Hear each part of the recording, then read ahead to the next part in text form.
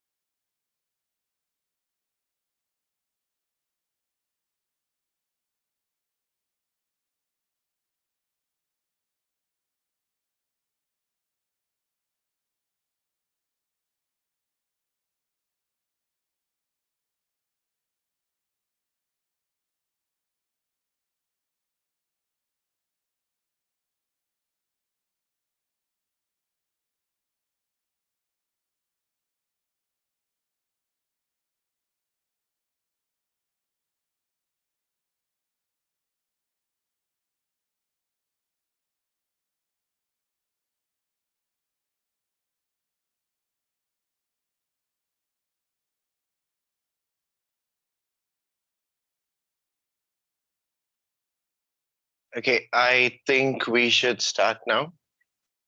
So, Jalal, shall we start the session? So, I'll just start with the introduction to Channel Next, and post that, we'll be handing it over to our vendor here.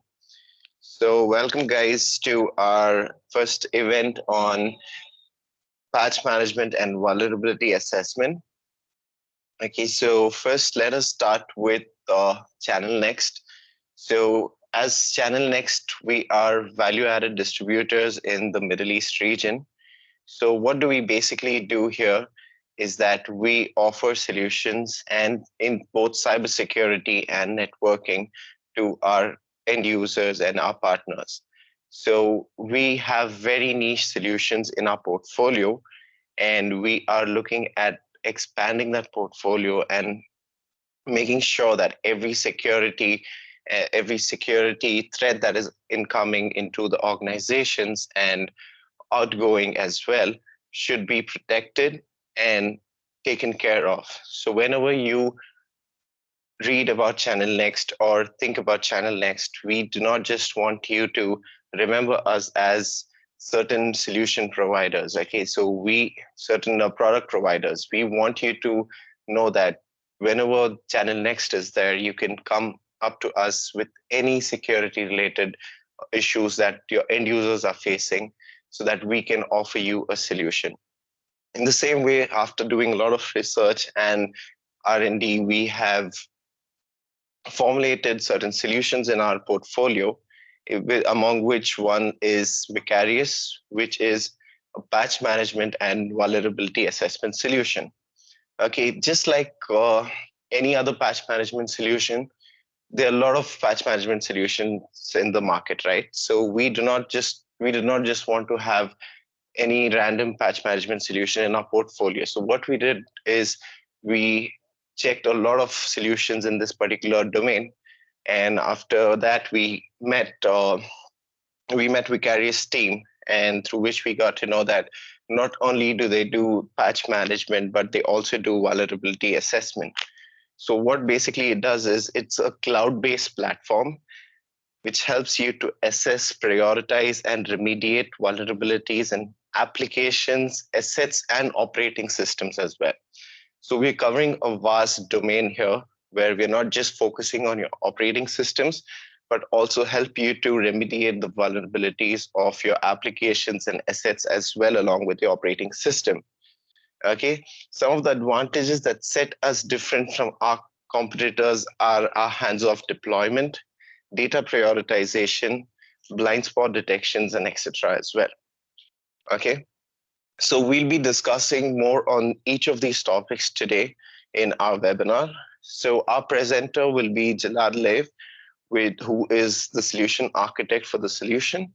And along with him, we also have Vlad Fomenko, who's the account executive from Vicarius. So without much delay, I would like to hand over the platform to Jalad to take over and carry out the session. Jalad, please, if you may take over the session. Sure, thank you very much. Thank you all for joining us today for this session. So we'll jump right to a presentation. We'll do a few quick slides just to get a brief overview of what we do, how the solution will work, and then we'll jump right into the solution itself. So let me share my screen here and we'll get it started. So just one moment, please. All right.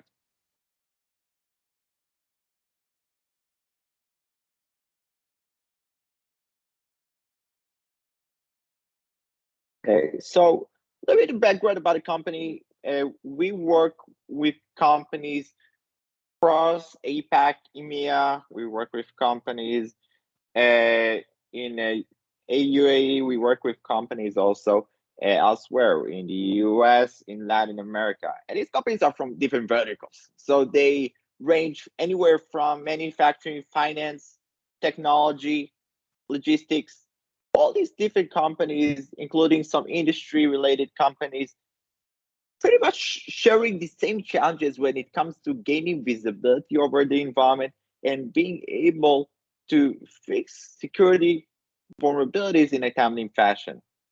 So the process, a lot of times when they run these security scans in their organizations, they get a point-in-time view of their organization. They don't get real-time data as for what risk factors they actually have as far as vulnerabilities are concerned. These pieces of code that can be in Chrome, that can be in Acrobat Reader, in the operating system of itself, that may ultimately cause an attacker to gain access to the systems. So what we see with a lot of organizations, they run these scans, they run it on a regular basis. They run it on a weekly, monthly, bi-yearly basis and get the data at that time, right? At that point in time. But a week later, 2 weeks later, this data becomes obsolete. Everything changes. There are new vulnerabilities out there in the world, and the environments become ever more dynamic. So you're going to see more computers added, more servers, work from home workloads. So you're going to have an organization that changes constantly, but you're still seeing a lot of organizations using the same old tools to scan the network, though many of the machines at a given point in time might not be network reachable. On top of it, so once the security teams or the IT teams generate a report with the vulnerabilities, with the findings of where are the security gaps, what could cause the issues that could ultimately allow attackers have access to the systems, they generate these reports, and a lot of organizations have to sift through very large reports full of records of these vulnerabilities, and this takes up a lot of time to just figure out among all these data, which is nice, but it's not very actionable, which ones of these vulnerabilities is actually impactful to our security, to our organization. So we're seeing that a lot of organizations need to do it manually, right? They need to look into the vulnerabilities, see where they reside, on which machines, right? If these are sensitive machines, DMZ, if it's an isolated environment, they need to make sense of it. But also they're trying to see if there are exploits out there. So this type of prioritization takes up a lot of time. It's not very effective if we're just going to according to the legacy, to the old way organizations used to go about these things, according to some arbitrary measures. And once the organizations get these vulnerabilities they want to remediate, they get a list of these, typically they would send it off to the IT team who would need to run the remediation. And that's a process in it of itself. So imagine having a vulnerability that you pick up after 2 weeks because you scan every 2 weeks. And now you send it over to the IT team who need to find where the patch is. They need to set up configure it on the platform where they run the patches. They need to run tests. Then they need to deploy it. So this is a whole process that we need to do, bearing in mind that we need to set aside some maintenance window, schedule it with the business, making sure that things don't break. So this is a whole set of activities that we need to do to fix a single vulnerability. And that is the reason why we see that a lot of organizations, just in a good case scenario where they're able to pick up the vulnerability in a timely fashion and are being able to prioritize it and fix it, it takes them a lot of time. And you see here some indicative figures, but it obviously varies. And in a lot of cases, you either are not going to have the visibility to the vulnerability because you haven't scanned it, because the vulnerability hasn't been released at the time of the scan, because, well, there isn't a patch available, so you won't be able to even fix it, right? So in a lot of these cases, we're going to have a situation where we can't even apply remediation. Not to mention that there are a lot more vulnerabilities out there. We're seeing that there's an increase in the number of vulnerabilities that are being released. It's available on CVE details. And we have, as of today, in 2022, around 19,000 vulnerabilities already released. And we're looking to cross the high record of the number of vulnerabilities that are being discovered on an yearly basis due to the sheer volumes of new software being released. And this causes a lot more vulnerabilities to be exposed out there. So what do we do with Vicarius? First off, we provide with visibility. So we continuously run on the machines, agnostic to their location. So you might have offices, you might have people work from home, they're running Mac OS, Linux, Windows, and you might have cloud workloads, you might have on-premise data center. So we're going to be continuously tracking what we have, mapping out the vulnerabilities, of course, the inventory, what applications we're running, operating systems. And this would give us a very clear picture of our environment, of our IT estate, as well as the critical security gaps in our environment. Once we do that, we also look to provide you with some key insights as for what are these key risk factors within the environment that we need to look into. So we're not just going to look at the vulnerabilities and provide you with lots of raw data because this is not actionable. We can't just provide organizations that have tens of thousands of machines, hundreds of thousands of machines with this type of list of vulnerabilities because this is obviously not something they're going to address. So what we're going to do, we're going to not just look at the arbitrary score of the vulnerability, the CVSS base score, but rather we're going to look at the environment itself and see whether the vulnerabilities running in an environment that's exposed to the internet, whether the same vulnerabilities happen to run in an application that runs with high privileges. We're going to monitor the behavior of the application, the behavior of our environment, and correlate this data with external data as for exploits that exist out there, social media feeds that provide us with indications of vulnerabilities that are popular out there and are being actively exploited. So we're going to match these different data points that we collect from both the environment itself and these external sources to provide us with clear picture of which vulnerabilities are most critical to us. So instead of us just looking, at every vulnerability that Chrome might have out there or Adobe Reader, we're going to look whether the same application exists on a system that's sensitive, whether the application happens to be running in a way that makes its likelihood of exploitation higher, and whether attackers out there actually actively exploiting it. And based off of this, and this is something that we automatically assess, we allow you to focus on these applications and fix them first. And at the end of the day, the aim of this is to allow us to bring down the number of vulnerabilities that we need to initiate the patching for in the first place. And this way also cut down on costs when it comes to the IT side of things. Once we do that, and we're able to narrow down just a handful of application assets that we need to take care of, we provide with fully built-in remediation capabilities. So we're not just alerting and showing a lot of risk in the environment itself, but we also provide with the actual remediation, whether it is a patch for a third-party application, whether it is for Firefox, Chrome, Adobe Reader, Photoshop, all these types of third-party software that many of them have vulnerabilities released for on an almost weekly basis. Every patch Tuesday, you're going to hear about Acrobat Reader and alongside many other applications that also announce that they have vulnerabilities. So you're going to see that these vulnerabilities, some of which might be critical. So we're going to provide with the fixes for them. So let's say there's a vulnerability, we're able to perform the actual patch on the machine to have it fixed. Same goes for the operating systems. So say you have Linux, Mac OS, Windows, we're going to be able to provide with the update, whether it is the operating system update, kernel updates, some upgrade that we might need to perform. So we're able to perform these type of updates natively in the platform itself without requiring us to depend on other platforms to do that.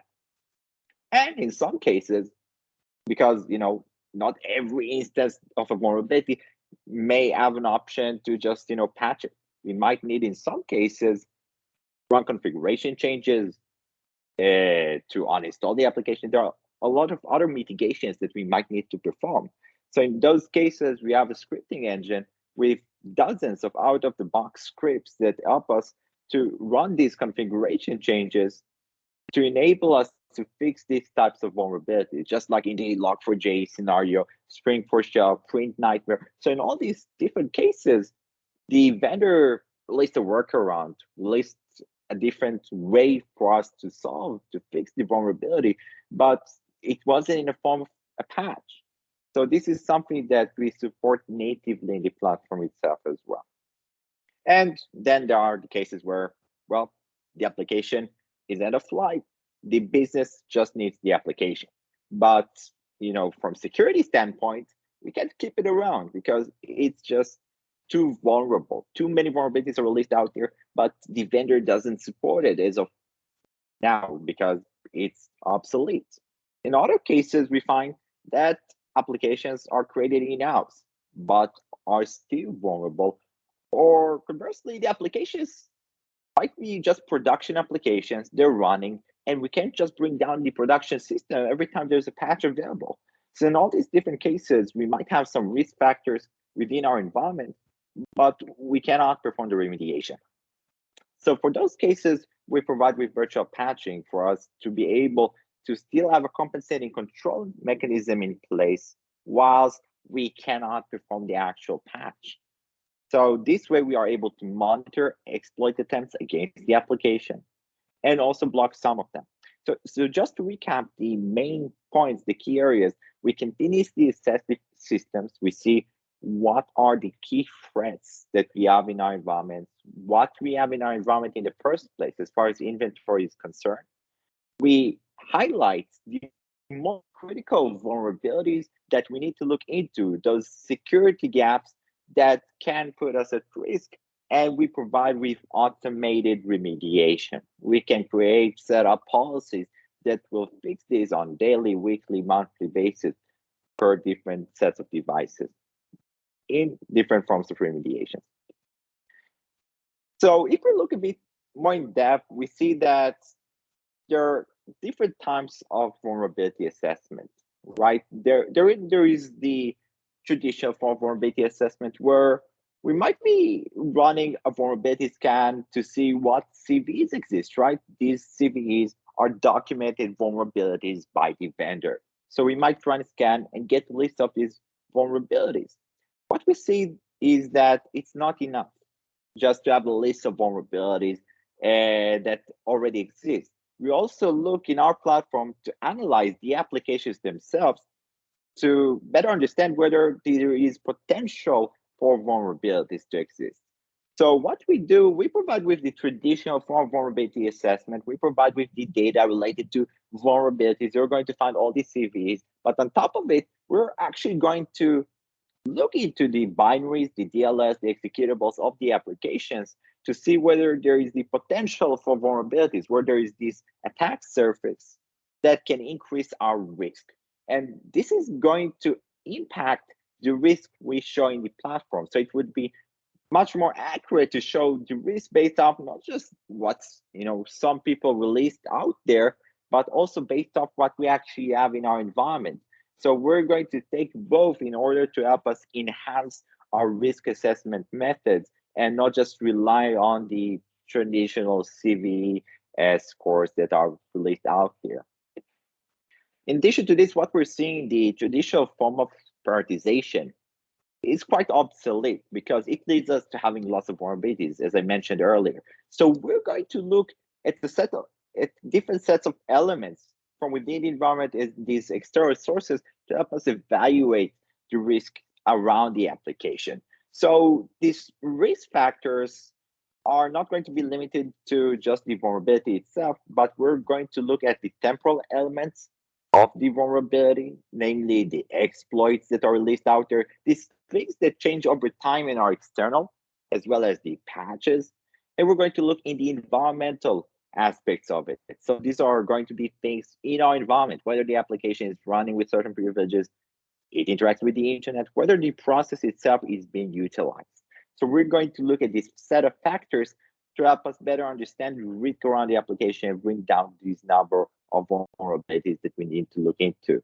And on the remediation front, where we look to revolutionize it is not just by providing the patches, and we have one of the most extensive libraries of patches out there. We support hundreds of third-party software when it comes to Windows, and for Linux and macOS, it's even more than that in terms of third-party software that we support, as well as the operating system themselves. But we're looking to provide with remediation scripts because unfortunately, there are a lot of workarounds out there that we need to apply, whether these are for Exchange, for Log4j, in all these instances, we had to apply some workarounds. So this is something that we provide, and we provide auth fixes on the spot. But outside of this, we see that organizations look to have this additional protection for their applications, for their sensitive workloads, when they cannot apply a patch. And we see there are many cases like it. And this is where we apply the virtual patching mechanism to help us close that gap. So as opposed to the traditional approach to just, apply a patch whenever you can and disregard the security implication of that patch because the security and the IT are completely siloed, we look to provide both the security context to the patching activity as well as providing additional capabilities on top of it to help us protect the applications that may not be patchable while still enabling the business functions. So these are the key areas here, and we'll jump right to the demo in just a quick sec.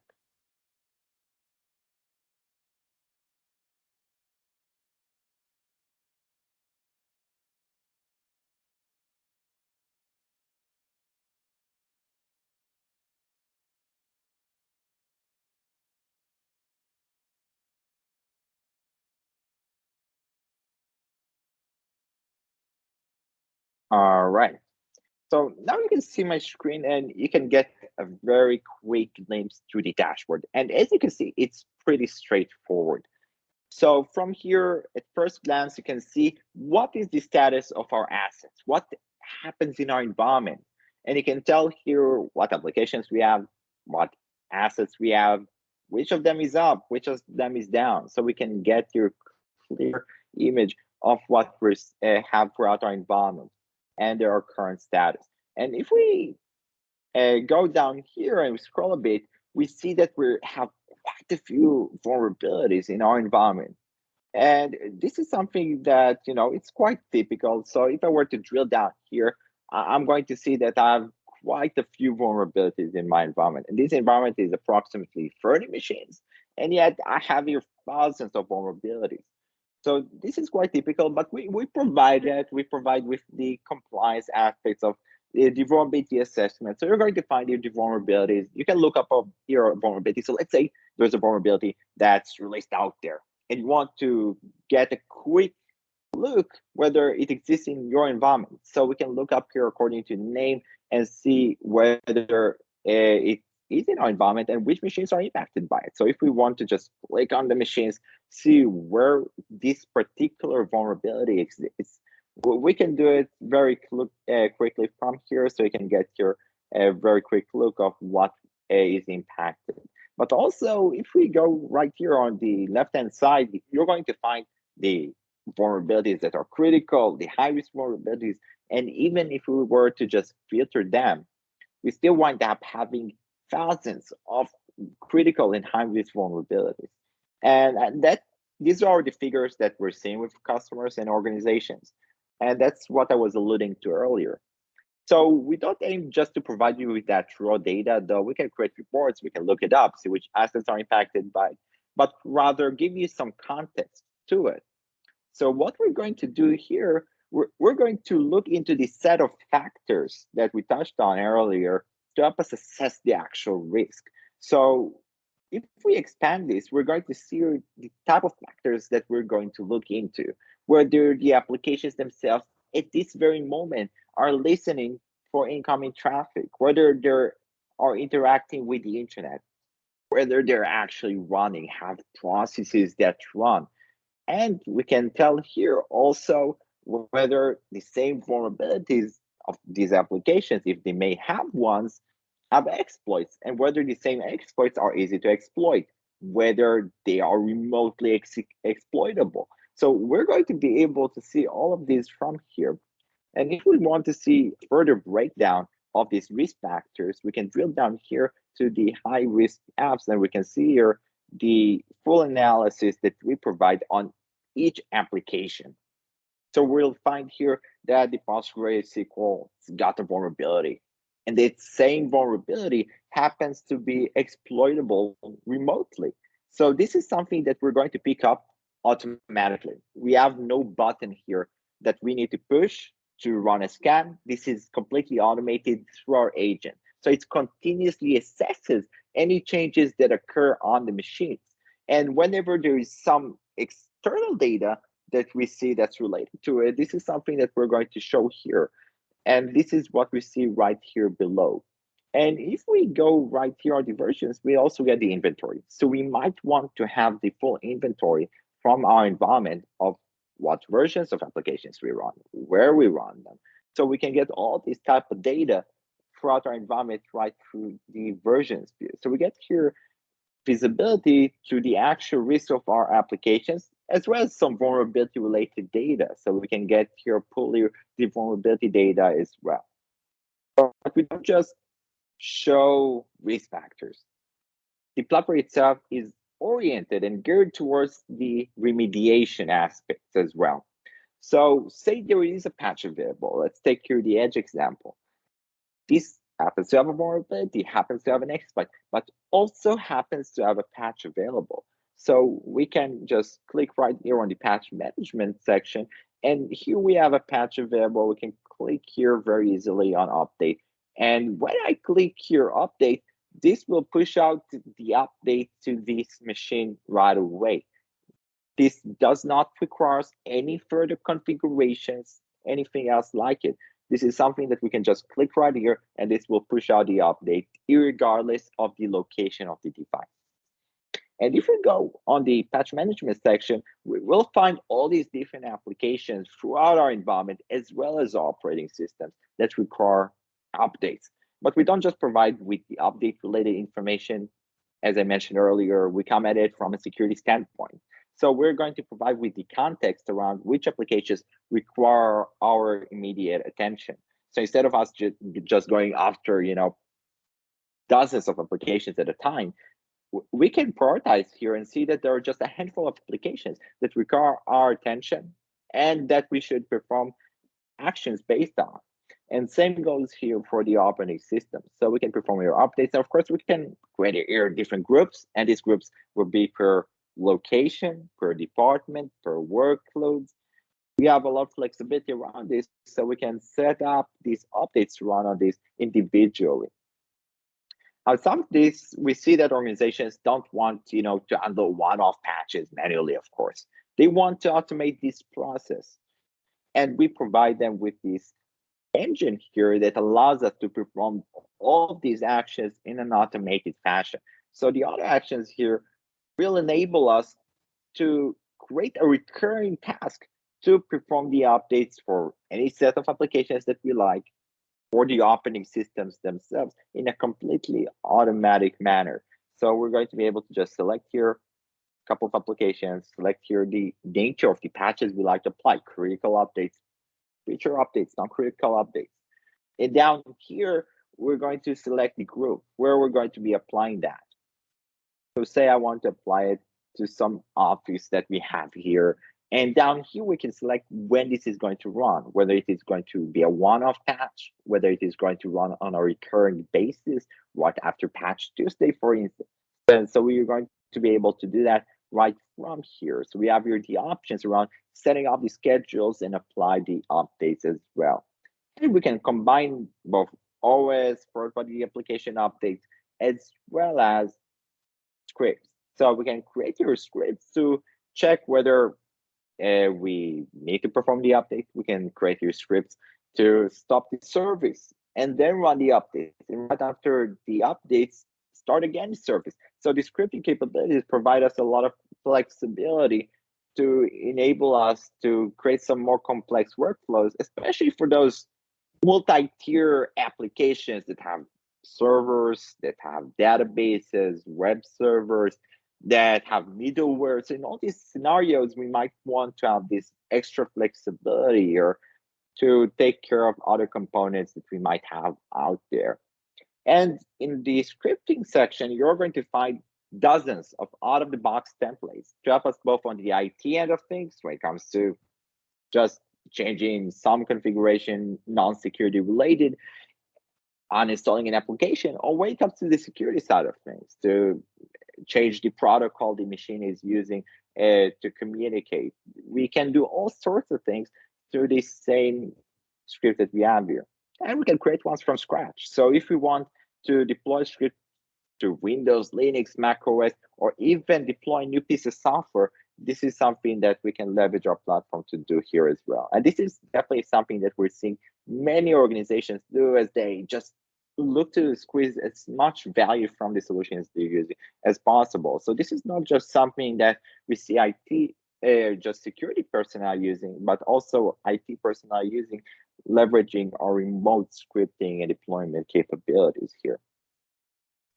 So this is around the auto actions, but we of course want to manage our assets. So we're going to be able to find all these assets, set up these groups that I mentioned earlier, right from the asset management view. So here we're going to find all of these assets that we have in our environment. We can see here the different applications that each asset's got, whether it's got updates available, vulnerabilities available. So we're going to see all of this information at the asset level as well. So if we like to apply a patch, we can do it right from here.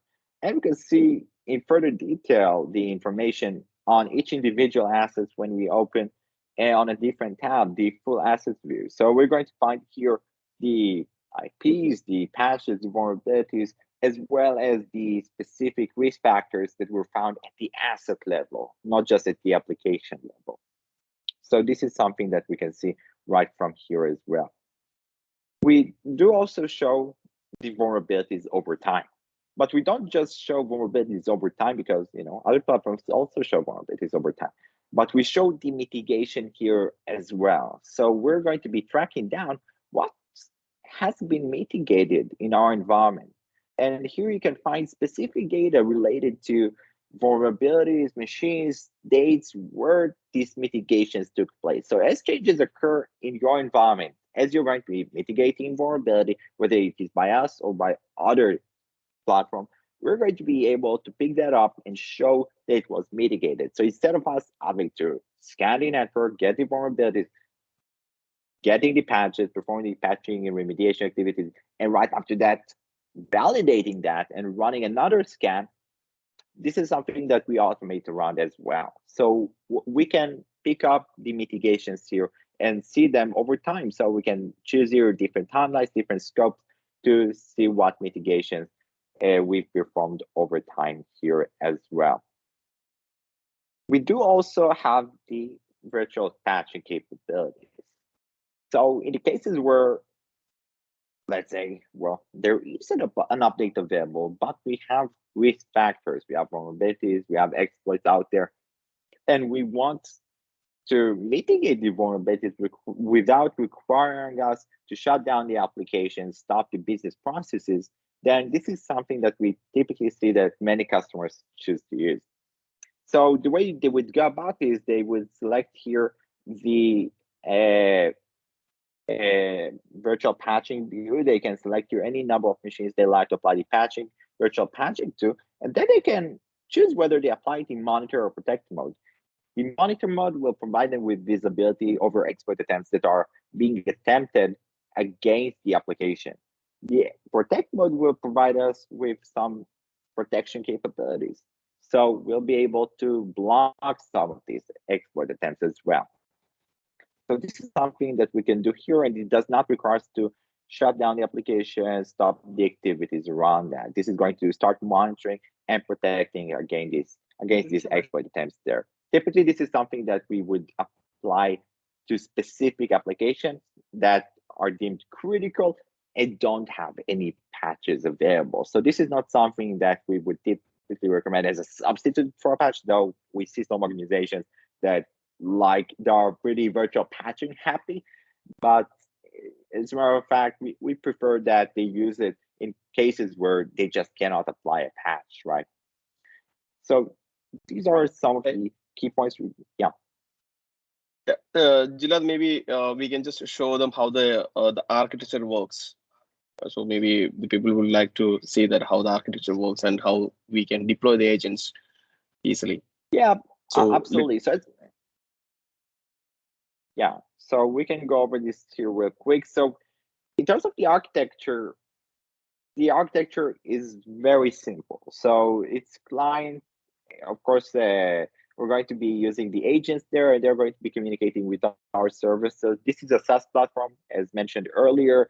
And in terms of the deployment, we have a number of deployment methods. So we can use either an existing platform with MSI, or we can use partial scripts, bash scripts for the Linux, Mac flavors.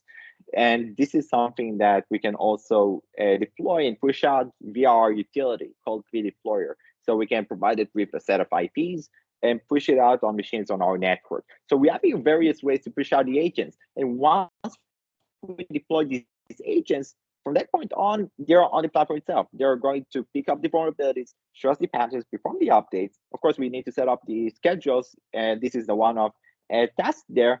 And that's about it in terms of the setup. So we have the agents deployed, set up the groups, policies, and we're pretty much good to go. That's in terms of the deployment. So it does not require us any server setup unless we prefer to use proxy options where, let's say we have a network, we don't want it to have direct access to the internet. So in those cases, we might prefer to use a proxy that we do also provide that will allow us to perform the patches via that same proxy there as well. So this is a virtual machine essentially that will deploy within our premises, within our environment, that will help us to cache the updates and communicate externally. So these are the two deployment options. Either the agents communicate directly with the SaaS platform, or we do that via the proxy. And this allows us to manage both on-prem environments that we might want to keep more secluded, as well as work from home workloads. Okay, great. Jalal, just a question here. I just have one question. So when you're talking about the patch management part here, so does it also support application aware patching? Matlab, does it provide the post-patching impact analysis and all of those queries as well? Post-patching in what sense? You mean if the patch went through, it failed? Exactly. So this is all around the... Yeah, of course. So we're definitely get an indication. So let's take here an example. So we're going to get your a report showing us which machines went through, right? What patches were applied, and if something didn't work out, and this happens sometimes things fail. We also provide with some the numbers around the errors. So you're going to get the error code there as well. So just to show you a quick example. So you're going to get an indication whether the patch was pushed out, whether the script was pushed out, whether the patch requires a reboot. So we have a number of options around that. We can touch on that. But if, let's say, we chose not to set up the patches to reboot the devices right after they are applied, then they are suppressed, but they will show us that the patches themselves are pending reboot here. In the cases where it didn't go through, and this happens because the operating system, let's say the disk size is full and we don't have enough space there. So this is an example of something that happened around that. There isn't enough disk space. So if there is an error by the operating system, we're going to be providing that here as well. Okay, that's great. So just a suggestion. So what can we just do something like this where, since you've already opened the GUI right now, I think many people will have a lot of questions here. So let's just take some questions in, and then again we can resume from there again. Since the GUI is open, I think a lot of people are going to have some questions. So can we do that and then continue on forward? Come again?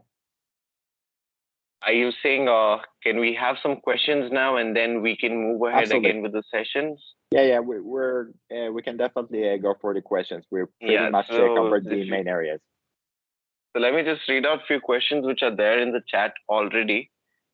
So first question here we have is how to manage the downtime schedule after patching.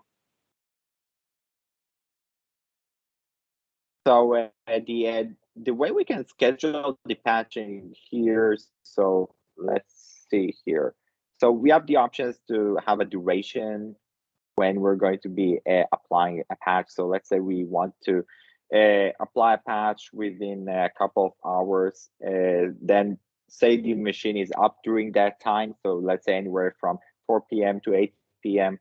This is basically going to be the time window we provide for the patching activity to occur. So essentially, this is going to be our maintenance window when we allow the patch to go through.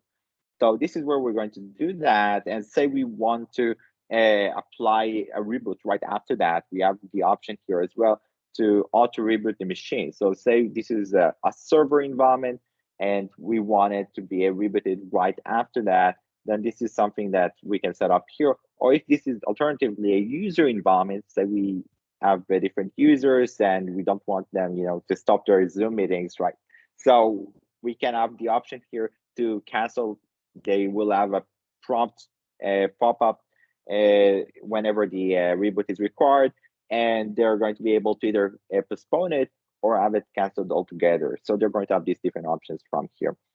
So to your questions, these are the main ways that we can go about it as far as maintenance windows are concerned. So we can set up different durations.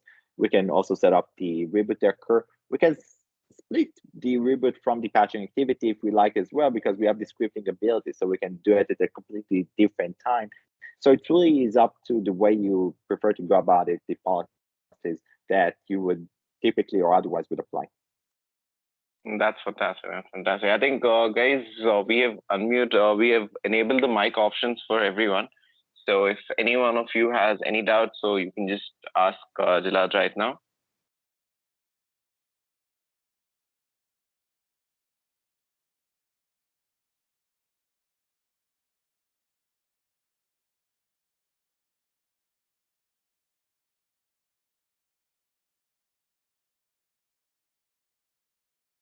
Any questions from anyone here?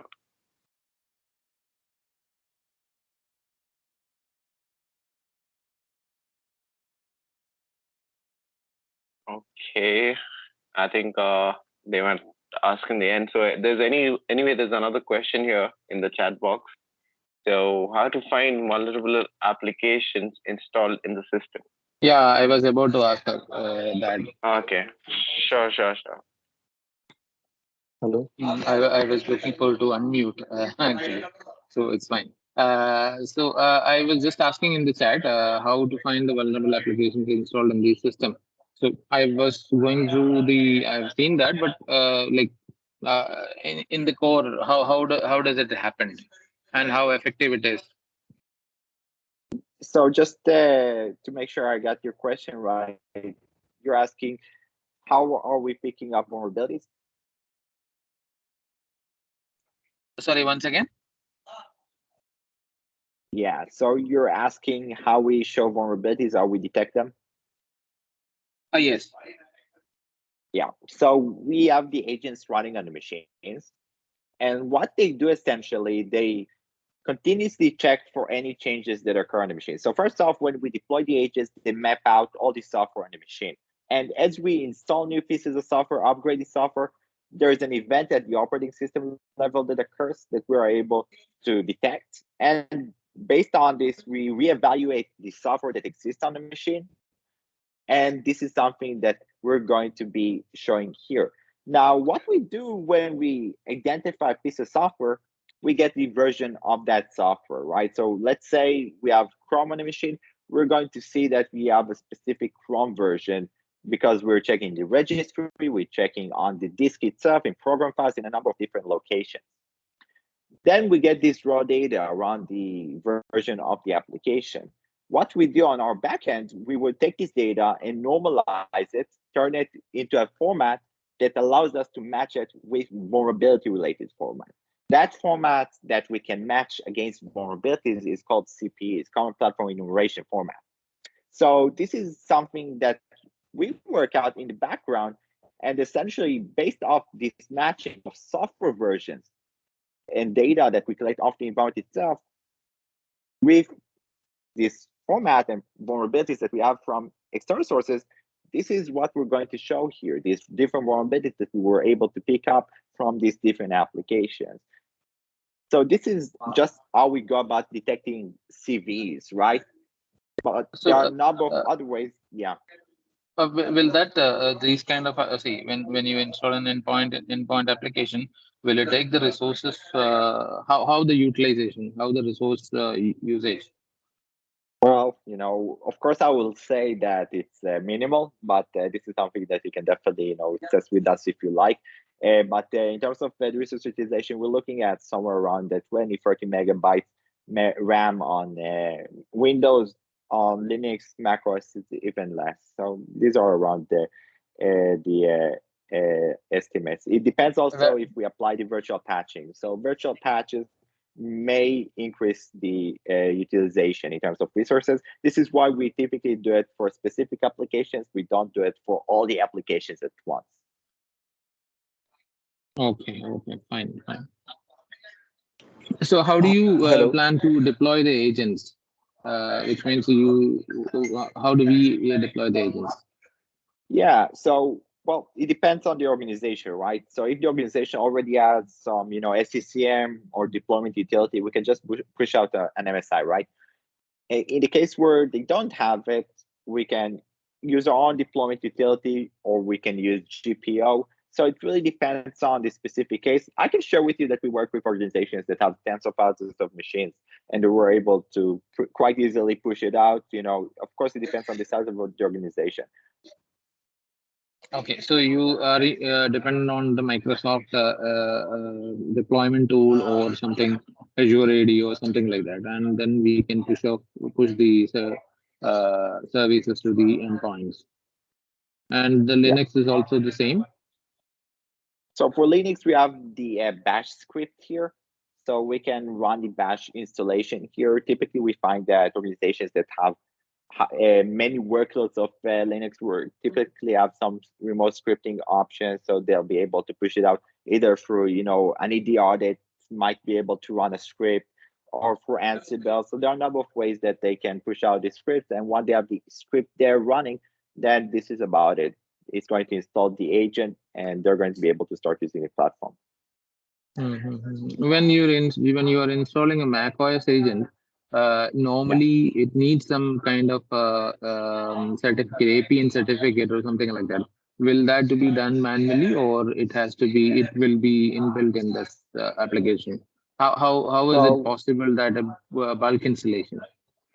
Yeah, so for Mac OS, we haven't had this type of requirement, so we can just push out the agent. It's signed, and this is going to just leverage the bash command that we have right in here.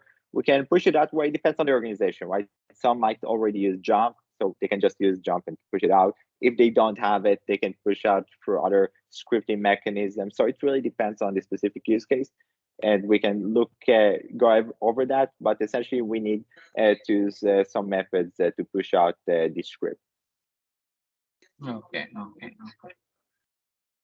So when you talk about the virtual patch, it is a pre-patching and testing or something like that, or something else?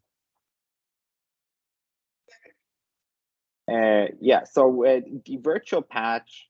Hang on just 1 second. Looks like we have a hard stop in 2 minutes. Okay. So the virtual patch refers to another protection mechanism. So it's not like a test for a patch, but it's a different approach for us to protect the application without actually applying these software changes, right? Because essentially a patch is recompiling the application with the new code, and having to shut out the application, replacing the executables, and running it again. So this is not what we do.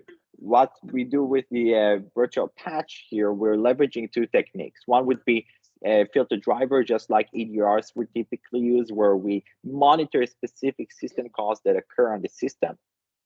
And if we see that there's a system call that, say, malicious, let's say there's one process A, trying to access process B memory space, we're going to be able to have it blocked. So this is one approach that we take at the operating system level to monitor malicious activities against specific application and block them. Second, we provide with a second technique that is the dynamic boundary instrumentation framework that we're leveraging. This one allows us to monitor activities while the process itself is running. So we're going to essentially run within the process's memory space, and we're going to be monitoring system inputs that the application itself receives. So say there's a function within this application that receives some inputs that might be malformed, malicious. So we're going to be seeing that from within the application itself, thanks to these frameworks that we use that allow us to hook into these sensitive functions while the applications are running. Okay. I think it's 5 already. Quickly, Glad, can you please explain what are the difference in terms of competitors? Example like SMB markets, Automox or Himdal or Jetpatch in that area, or Koalis or anything in Evandy in enterprise level. What are the quick 3 or 4 points? If you could share, it'd be great. So the differences between Jetpatch and us? Yes, a quick overall against the usual competitions of other patch management and vulnerability management solutions. Yeah, so what we do different here is the fact that we consolidate these different areas. So we provide with both the vulnerability assessment capabilities as well as the patch management capabilities. So we show here the context to our patch management activities. So we don't just show a lot of patches and allow you to perform them, but we show you the impact of these patches, whether they actually fix the vulnerability, whether they close that security gap. So this is something that we do here in the platform itself. So we don't just aim to show you, a bunch of patches and a bunch of vulnerabilities that specifically these patches resolve. But we show you independently of the patches, the actual vulnerabilities that you have. And we show you the impact of these vulnerabilities, whether the same vulnerabilities have exploits. So we are prioritizing these vulnerabilities to help us get this better context around the actual risk of the application. So to your question, when it comes to other patch management platforms, there are many of them out there, but they're either limited to specific operating systems. They're either limited because they require you VPN connectivity, right? Like SCCM. So SCCM would support only Windows applications, only Windows operating system. It would require us to have VPN connectivity. It's not user-friendly at all. It takes a lot of time to ramp up and configure. It does Windows updates, of course, but this is. And from a security standpoint, they don't provide any context. So what we aim to do is consolidate these different areas, seeing it as a holistic solution that solves the whole problem and not just parts of it, right? Because the problem is the vulnerabilities. So we help organizations pick up the vulnerabilities, identify which are important, and then perform the remediation fixes. And there are other platforms out there that do just vulnerability assessment. Sure, Jalad. I think that answers all of our questions. I think since it's a hard stop at 5, we've actually exceeded the time. So anyway, everyone, thanks for joining. Thanks, Jalad, for your time. And I think we can proceed with whenever anyone has POCs, requests, since you all have a clear idea now, I think we can definitely start doing the POCs out there in the end user environment so that we can explore the tool more and get better knowledge on each of it. Is that right, Jalad? Yeah, absolutely. Sorry, I was cut off there. Yeah, we can definitely set up environments for all of you, and we can further discuss the solution and go over any points that you might have. Definitely. Sorry for cutting short.